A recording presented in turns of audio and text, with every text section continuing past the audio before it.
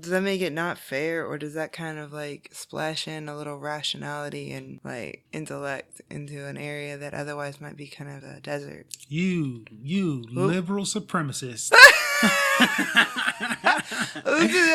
No, I was just saying, like... Yeah, technically. So I know where you're coming from. So liberals are technically disproportionately more educated. So there's a correlation between your education level and your... I look for the word liberalness. Your non-conservitude. So your conservitude factor. Yeah, your conservitude. I wish factor? people could see your face right now.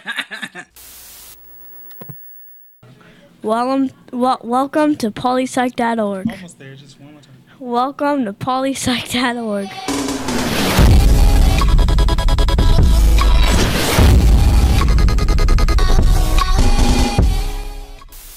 Welcome to the Polypsych Podcast. This is your host, Anthony Lindsay. And Stephanie Moreno. We had a question from Dr. Franklin of the Political Science Department in the University of Oklahoma. Hello, Dr. Franklin. Hello, Dr. Franklin. She asks, should students be encouraged to change their voter registration when they attend a college or university? So here's a rationale. She says that often there are campaigns on college campuses to get out the vote in the national election. However, if students do change their registration, then they can't vote in state or local elections back home. If they plan to return to home, they may not agree with the decisions that have been made by the stay-at-home voters.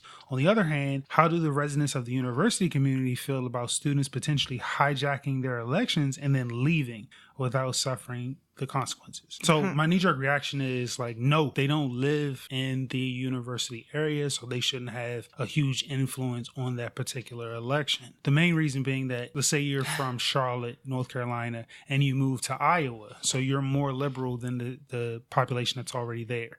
So not just you, but thousands of people move into this particular place, and you guys at that campus are more liberal than the surrounding population. You would disproportionately affect the elections in the favor of liberals because that's just how the college campus is. Winning. Which is like, yeah, it's a huge win.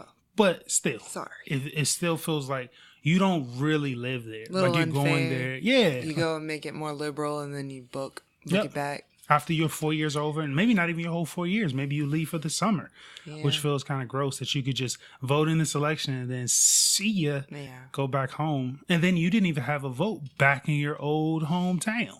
Okay. Well, what if you live in small town Iowa and then you get a full ride scholarship to Stanford and you decide that, okay, so I'm picking up and that's where my life is going to be now? Also unfair that Why? like it's Because also that's unfair. their new home. It's no, I'm saying if you move to Stanford from Iowa, it's the same argument in reverse, where it's like you're hyper conservative, you move to Stanford where they're hyper liberal, and now you're electing freaking Ted Nugent for governor, and now we don't want no Ted Nugent. That's just the one voice, though. Like, what are the odds that like you move into a big old city? I mean, even if the students on college campuses were capable of being the swing vote, like, Oh, they very much are. Like college towns are a weird thing. A lot of comedians talk about that, how like they'll go into a city like Indianapolis and the rest of the people are very strange. But then they'll go to like the local university and it's like this liberal like mecca. It's really strange. It's like it's its own bubble. Yeah. And even in education, there's this thing like called the education bubble where like they have liberal opinions disproportionately than everybody else. does that make it not fair, or does that kind of like splash in a little rationality and like intellect into an area that otherwise might be kind of a desert? You liberal supremacist. No, I was just saying, like...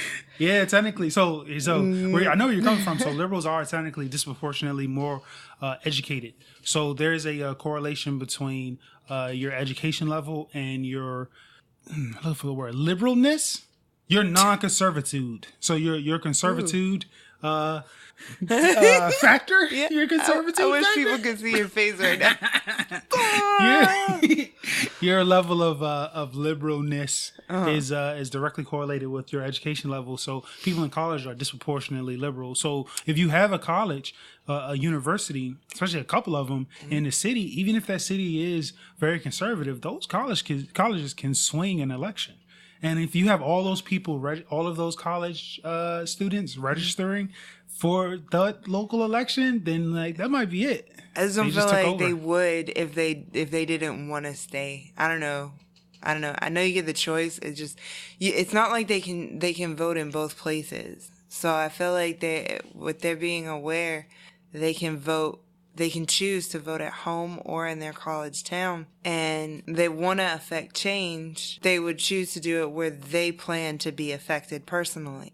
Or whatever. If somebody knocks on your door and they say, hey, are you registered to vote? And you say, yeah, I'm registered to vote in Mississippi.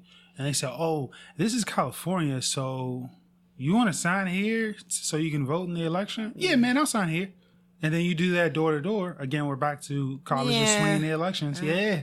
So here's my question to you. Should college students get double the vote? Should they be allowed to vote at home and on the college campus? What's the point? Apparently, we're already taking over the world. So the voting's already weird where you have like one vote weird. in Texas is worth more than a vote in Florida. One vote in Florida is worth more than a vote in Maryland, or a vote in Iowa is worth like significantly more than Tennessee or California. Like it's strange the way our election system works anyway. So why not throw another wrench in there and say that smarter people get to vote more? What is socialism? There is a definition. I can look it up really quick. Let me get the definition for you.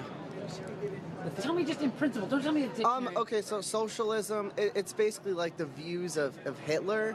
It's the in-between, it's like between communism and, I don't know what the other word is, but it's like the medium between two views, between communism and another view, but I don't know exactly what that is.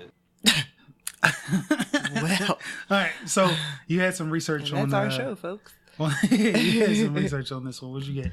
Oh, okay. So, just to reiterate here, college students do have dual residency, which is a term that means students are legal residents of both their home state and of the state in which their university is located. They cannot vote in both states, Anthony. Well, but they can choose where they would rather vote. So here or there, not both. There seems to have been pushback against students opting to register to vote in their college towns, as locals argue that the students are not invested residents. There have been... You invested $30,000 in tuition. Well, that's invested. That's a nice point. So the scholarships that they receive, the tuition that they pay, which is higher, by the way, if they're out-of-state students. Higher. Just another reason they should get double votes. They should get triple votes. They should get all the votes. So here's where it gets a little messed up, though, is there actually have been, when people are walking around with their clipboards asking if you've registered to vote, there have been student-directed, quote-unquote, student-directed questions that are not only uncomfortable, but they're unlawful. They're asking for extra information of students if they are opting to register to vote in their college town that is not their hometown. Yeah, you can't do that. Also, they're being asked to provide extra proof of residency. I don't think it's being required, because legally you can't require that. You only college students are only required to provide proof of residency as much as the next person, as much as any other resident. So if you're in that state, you're required to provide your driver's license and a utility bill or lease or something, proof of like where you live. Then that's all that anybody needs to provide, including college students. So to ask them of more is it's not only illegal, it's rude. So you know what that reminds me of? There was this big controversy a few years ago, actually in every election now, for the last few elections, with the voter identification laws, where essentially you had to have a driver's license in order to vote in particular places, which sounds like on its face, it's like, who cares? Like, everybody has a freaking driver's license. But no. Or a state issued ID. Like, but no, that's not actually the case. And it disproportionately affects like older minorities, who I don't have my license. What do you need to get a license? So you need your birth certificate, and you also need. Oh wait, hold on. I don't have my birth certificate. I'm 77 years old. Yeah, like that thing's been gone since the 50s. Right. I don't have that. That's not I don't want any fair. part of this. So I guess you can't vote then. So it's like it became like Surprise. the argument's like it's a weak poll tax almost. Like It's all about voter suppression. We've not had a big problem with voter fraud. We have had a big problem with voter participation. We ought to be encouraging more people to participate in the democratic process instead of erecting phony barriers to their participation. Which there is some argument to that. Although you can get your license even in those states, it's just difficult. Like it becomes a little more the picture more arduous. IDs I heard aren't that big of a deal. Like you can get those for relatively cheap and like I think a couple hours in the DMV line. Yeah, but again, it disproportionately affects older minorities who are not going to jump through those hoops. Like for you can't could get just be there. like, "Oh man, how do I freaking vote?" And you say, "Oh, you got to have an ID." I don't have my ID. I don't have my birth certificate either. And then you like go down the rabbit hole on Google to figure out how to do it. Like, good luck teaching the 85-year-old like how to do that. Fair. Cool. What else you got?